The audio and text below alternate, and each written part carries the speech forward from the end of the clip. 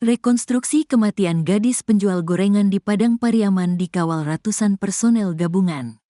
Kapolres Padang Pariaman, AKBP Ahmad Faisal Amir mengatakan, terdapat sekitar 700 lebih personel gabungan yang dilibatkan. Kami turut dibantu oleh Brimob Polda Sumbar, TNI, BPBD, dan Dishub dalam proses rekonstruksi ini, ujarnya.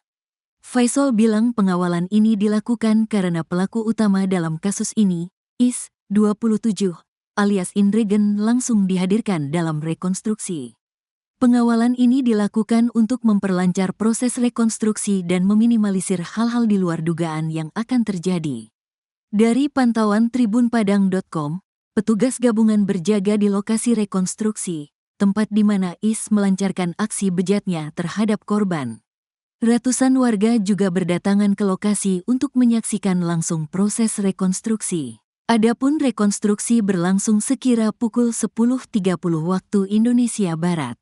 Untuk diketahui, Indregen merupakan tersangka dalam kasus pembunuhan dan pemerkosaan gadis penjual gorengan bernama Nia Kurniasari, 18, di Kayu Tanam, Padang Pariaman.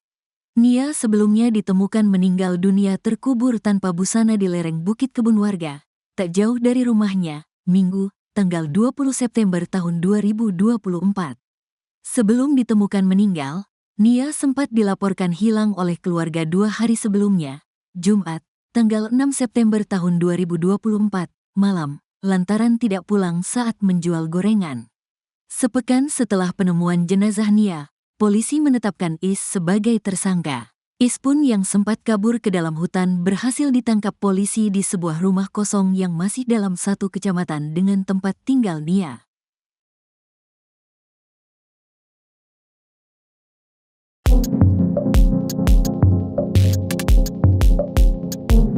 Akhirnya pelaku pembunuhan gadis penjual gorengan mengurai pengakuan dosa terkait aksi kejamnya.